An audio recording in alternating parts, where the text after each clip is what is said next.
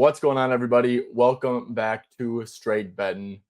Today is Saturday. I'm recording this video a day in advance for the OKC versus Denver Game 7. Two best words in sports. Going to give out some best bets, in-depth breakdowns, go over basically every single prop on the board. Yeah, just really break down this game as a whole. I have a lot of thoughts on it, honestly. You guys are probably going to watch this video and be like very disagreeing with it. I have some very unpopular opinions about this game, but yeah, I'm here to share them and hopefully find some good bets. Hopefully give out some good bets and hopefully make some money and enjoy what should be maybe a treat of a game. All right, let's get right into it, right? Let's start off with best bets. Actually, real quick, sorry. Celtics, Knicks. Let's just quick talk about that for a little bit. So, absolute massacre. Absolute massacre. Of course, I lost a bet there. I had Drew. I ended up going with Drew over 8.5 rebounds and assists. He had 7. And that was like the worst case scenario game, right? For any Boston overs, like the team can't make a shot, can't get a stop, so it's tough to get assists, tough to get rebounds. And of course, you don't play minutes, even though it's a game 7 or an elimination game because of the massacre. But yeah, the Knicks came to play. The Garden was rocking. Really was a fun game, man. Like I said, I had a very big stance on the Knicks. I had the biggest stance of my life on the Knicks series when they were up. What's it called, 3-1, and they were only like minus like 575 to win the series. I know it sounds like crazy, but I was like looking at Minnesota when they were up 3-1, and they were minus 4,400. Where if they lost that game, Steph was probably going to come back. So I'm like, I mean, the math ain't math in my opinion, man. This Boston team, I know they played amazing in Game 5, but without Tatum, they can stick OG on Jalen. They don't have to help much. They can switch most stuff, just force Jalen into volume, take away the spot ups.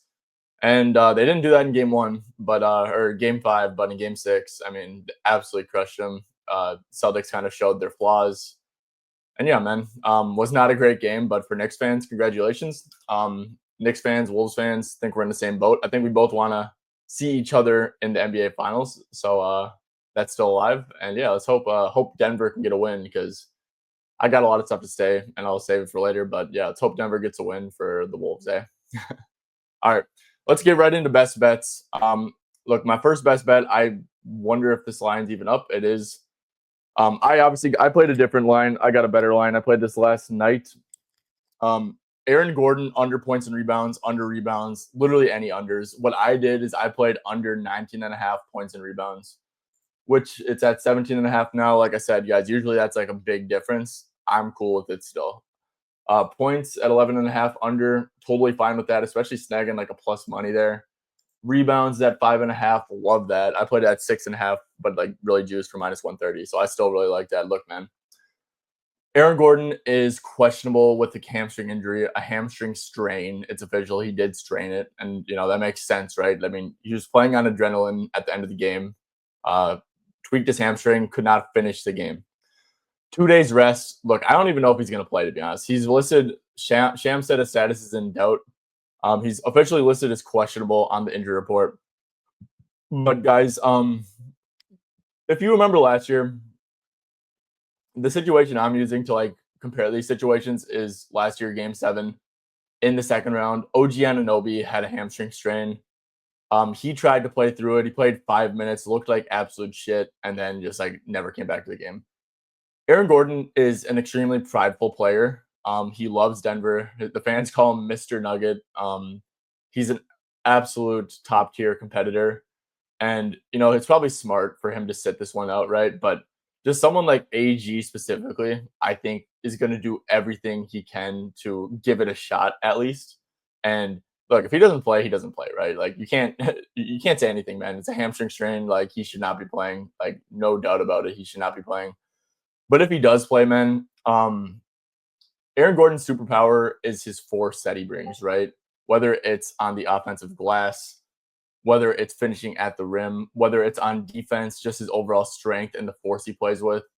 With a hamstring strain, bro, you can't do anything forceful. He's not going to be impactful at all if he's out there. The rebounding is going to be tough. Rebounding, I don't think he's really going to get any rebounds if he plays unless the ball literally bounces like right to him. And he's already not a big defensive rebounder. He's more of like most of his rebounds are on the offensive glass. But yeah, I mean, jumping's going to be tough. Finishing at the cup off cuts, like, is he even going to be able to dunk? Like, I don't know. So, yeah, man. Look, if he hits like 5 threes or something, like catch and shoot threes, and plays like I don't know 24 minutes, just go stupid, then yeah, we're probably cooked. Or yeah, we are cooked because I mean the line's like what I think I played at like the PR. So yeah, then it's probably cooked. But yeah, it's obviously a very unlikely outcome. I think that if he does play, just like the odds of him being able to give more than like 24 minutes are also very, very low. So on top of like not being impactful when he's out there, I think his chances of like even making it like a lot of minutes is low. And like I said, it just reeks of like the OG Anunoby situation from last year where a player's prideful, and shout out to them for that. But at the same time, there's no reason that they can play. There's no way that they can make it through the game. There's no way that they can make an impact on the game. So, yeah, man, the hamstrings are no joke. If this was like a regular season game, he'd be out like minimum 1 to 2 weeks. So, yeah, man. Yeah, like I said, maybe he doesn't even play, and I just have two bets down for no reason. But yeah, that's my first best bet. Aaron Gordon, literally under anything. But it's like mostly, I think like maybe like his passing won't really be impactful or affected. But I mean, yeah, PRA, I think that's a good way to do it too. Literally under anything, I think makes a ton of sense here. Like alt parlays, if you want to do that. So yeah, love all this stuff. But yeah, super unfortunate for Gordon, man, because he's been so damn good. He's such a good player, and like I'll get to this in like a little bit. But he's just such a fucking good player, super impactful, and it stinks that this happened to him. All right, next play. This one's gonna be super unpopular. You guys probably already see it, but if you're listening to podcasts, you're probably waiting for it. Like, oh, what is it? I'm fading Shai. I'm taking his under 31.5 points, man. And look, what person in their right mind is just like thinking game 7, I want to take a Shai under points? Literally no one, bro. But if betting was that easy, then everyone would be rich. Everyone would have no like everyone would just, make a ton of money. Betting is not this easy. So there's a lot of things about game 7. One thing is that obviously the pace is going to slow down immensely. It's going to slow down a ton. Second, Shai really should not be getting bullshitty whistles here. Same with Jokic, man. I think that it's game 7, two teams. I think they're gonna let him play. I'd be shocked if Shai gets more than like 2 flopping free throws. Yeah, they're just the flopping. I don't expect Shai to be getting those type of whistles in a game 7 with Nikola Jokic on the other side of the floor. I just don't expect that. Third thing, man, what has Denver been doing this entire series? The only thing Denver has been running zone, which against zone, that's like a catch and shoot thing to break it, and then like penetration from like the weak side players. So yeah, I mean that's not Shai's game. Shai's not going to be good against zone. Denver's also, I mean, Jokic is blitzing or up at the level like every single time. They are sitting in the gaps and leaving Dort, Caruso, even Wallace to an extent, even Chet to an extent, pretty wide open from 3. They are doing everything they can to get the ball to Shai's hands. And with Jalen Williams stinking it up, with Chet stinking it up from deep, with Dort continuously stinking it up outside of that game 5, this is going to just be even more intensified, in my opinion. Like, just get the ball to Shai's hands. Look, if we go down and we lose this game, it's going to be because we lost to J-Dub and Dort instead of Shai. Denver's been doing that already, and yeah, man, it's like it's just going to be even more intensified. I think it's going to happen the same thing to Jokic as well, especially if Gordon's out. But yeah, I'm taking Shai's under, man, 31.5. And the last thing I want to say, man, is that this is like going to go into like the whole game script thing. And I'll piggyback off of it after I say this part. But I think this game. Look, we all think about it. It's like, oh, this is going to be a close game. The two MVPs duking it out. We just saw game 6 elimination game Boston, 2.5 point spread, be a 40-point slaughter fest. Blowouts can happen all the time. And if Aaron Gordon's either not going to play or not going to have any impact. And I don't think you guys realize how important Aaron Gordon is to the Nuggets. He's the best defender by far. He's he has a massive size advantage on whoever's guarding him, whether it's J-Dub, whether it's Chet, or strength advantage. And he has been crushing them on the offensive glass, just getting like second possessions left and right. He's a 40% 3-point shooter. One of the few people who, actually has to be respected from deep, especially from corner threes. So he gives them spacing a little bit. He's a connector. He makes the right read. He's a high IQ player. He's obviously athletic as shit, but he is such a damn good player, especially now that he can shoot. And usually it's like who's gonna step up for them? The Nuggets don't have like any depth. They have no depth whatsoever. That's been their problem the whole time. Porter's still hurt. Look, if Gordon doesn't play, Nikola Jokic and Jamal Murray are going to have to be absolutely flawless for Denver to compete here, in my opinion. So, yeah, Gordon, like I said, I don't think he's going to be impactful anyways, and I don't think he's going to play. Look, it's if OKC's role players hit shots, Shai's not going to be forcing stuff. It could be a blowout. So yeah, man. I know people don't want to hear that stuff, but honestly, that's kind of how I envisioned the game going. If I am going to be honest with you guys.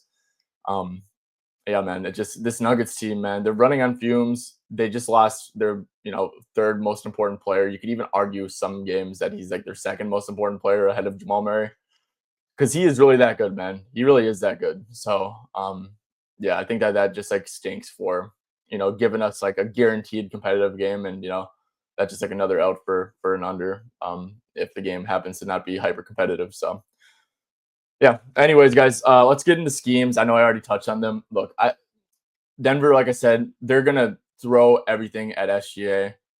Chet's really been struggling with his three. They've been giving that up to him. I think he got up 7 threes last game. That's something that like I really saw when I was watching that game that they were like really like totally fine giving Chet those open threes. J Dub, they were kind of aggressive on J Dub. For the most part, they're like playing him at the level and stuff too. I know he didn't play a great game, but yeah, shot 3 for 16. He did have 10 assists on 16 potential assists, so that's like kind of indicative of like how they were playing him and stuff like that. Um, yeah, like look, man, I seriously the reason why I'm playing Shai's under is because when I was going through this game, I think you could like make a case for an over for like everyone, man. Like J Dub bounce back game, like I said. I mean, when it's like him without Shai, that's like when they're being a little bit aggressive. But yeah, I mean, the more bad he keeps on playing, the more Denver's going to be willing to leave him open and to like load up on Shai. I think you can make an argument for J Dub. Obviously, it's 19 and a half points. The volume has been fine all series. He's just been shooting like absolute shit. Chet, like I said, man, he's been getting left pretty open for 3-2. Hartenstein, I think they have been doing a better job at taking away those little push shots from Hartenstein. They've been really kind of like loading up the paint and forcing the guys to beat them for the perimeter for the most part. So I would not touch any Hartenstein's overs here personally. Dort, I mean, of course, guys, Dort's going to be left wide the hell open. Like a threes ladder, he's back at home. He had 4 threes, shot 4 for 8 last time at the crib. Caught fire in that fourth quarter. So I mean, gotta like the spot more for Dort than he did last time. He's going to be wide open. Same with Caruso. He's going to be wide open. This dude gets up. This dude shoots a ton. He's always like around like 9, 10, 12 shots every single game this series. He's another dude who's going to be left wide open. Case and Wallace against that zone. Like I said, they're going to run it. And another thing too is Denver's probably going to run a ton of zone because I think that there's going to be more Strother. And Strother's just like a guy that he's going to get attacked every single time. He's like a really, really poor defender. I think if he's in the game straight up, which I think especially with the Gordon stuff, I think we're going to see a ton of Strother here. That's probably going to be a zone every single time.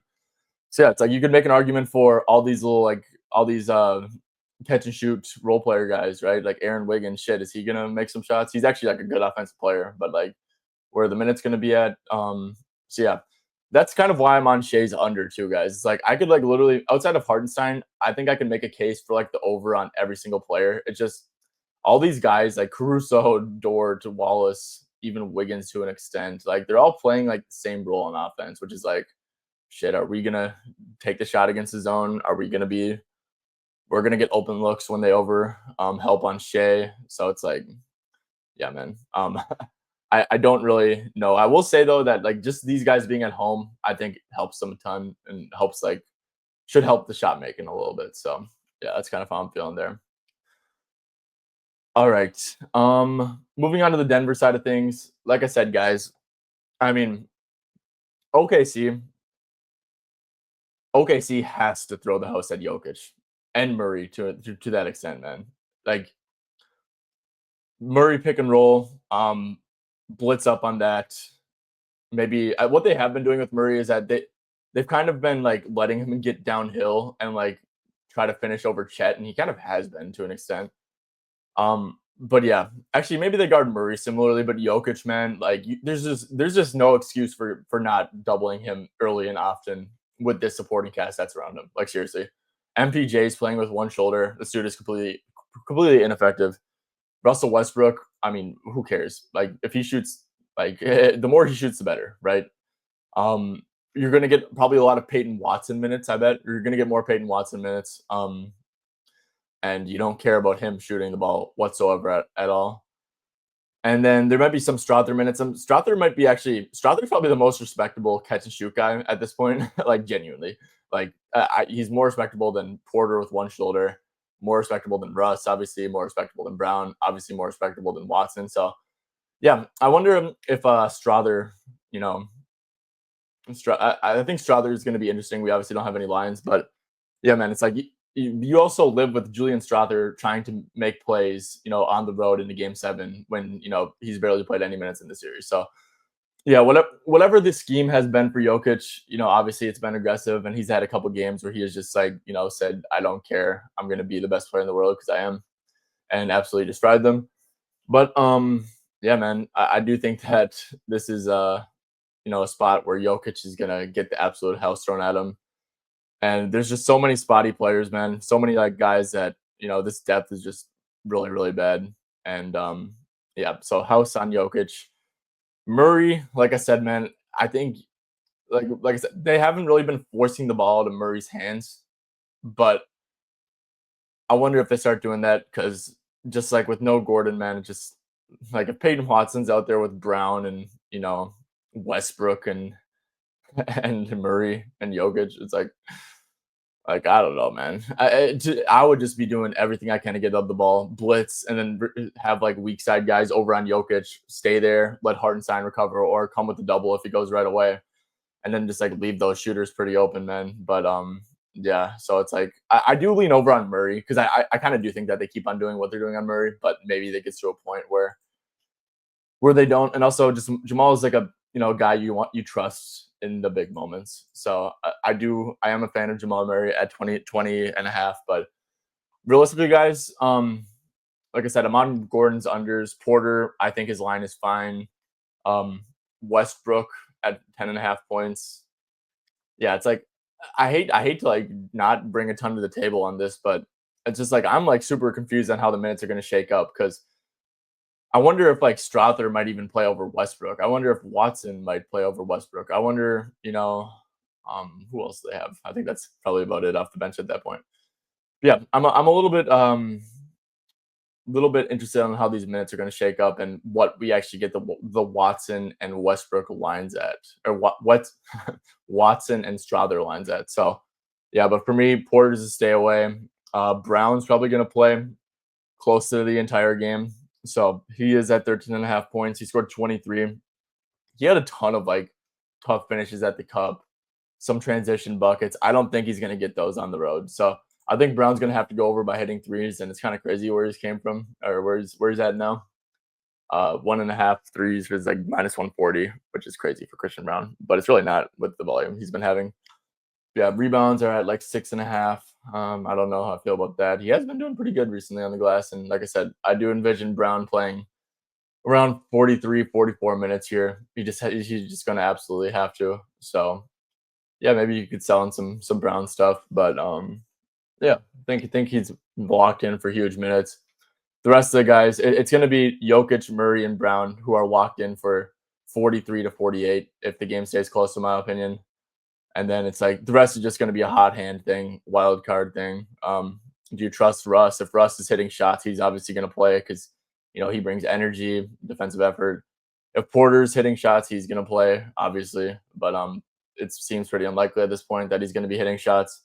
And then it's like the Strother Watson thing, man. They're just going to really be trying to switch these guys through like hockey rotation style, I bet, just searching for whoever's going to come to play. So yeah, outside of it's like Jokic, Murray, and Brown who are locked in, and yeah, and I do think that I do think that they throw the absolute house at Jokic, like absolute house, just because without Gordon. you have a guy who's like a 40% 3-point shooter out of the lineup, and that's just the spacing's already been pretty atrocious. So yeah, it's going to be worse than anything we've seen this series with the spacing, and I think because of that, it's going to be reflective in how they defend Jokic and how aggressive they are.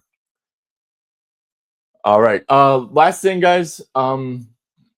Yeah, so it does seem like a pretty likely outcome if Gordon doesn't play, and yeah, man, I just really think it's going to be a hot hand thing. I think if it's like a live betting thing almost, where if you see like keep track with like what minutes are working if Gordon doesn't play. If you see Watson hit a 3 and Denver go on a 10-2 run, that might be enough to like really push Watson into like the mid 20 minutes or something like that. If you see Russ come out and have some like bullshit turnovers, brick a 3, they're probably just going to pull the plug on Russ, to be honest with you. Like it could easily be like a 12-minute game for him just because like bad Russ is just going to, if you have bad Russ and you're reliant on him to any extent, you're like a lock to lose the game. So I do think that Russ is going to have a very short leash here. Like I said, man, if he comes out in his bullshit and like you can't play in a game 7 like that, even if you don't have Aaron Gordon. So Strother, if he looks like a chicken with his head cut off, if he like looks lost out there, because that's I know he had that great game, right? But it's also like a very very possible thing where Strother is truly like not a good defender at all. And if he just looks lost out there, he's probably not going to play much. Like I said, I think that Watson's like the one guy you can count on for his defense. You can kind of count on him to not like do anything stupid. He's just a very poor shooter, right? But so yeah, Watson I think is like the safe one. Maybe if it's like a close game, I think they might roll with Watson a fair bit. But if if you need energy, you need shooting, then it's like it might be like a game script thing, or if they're down, then you got to play for the upside with a Russ or Strother, because obviously Strother, you see like how fast he can hit threes when he's on. So yeah, it could be something like that. Okay. Well, that's gonna do it, guys. Man, it's kind of crazy. Yeah, this is the last game of the second round.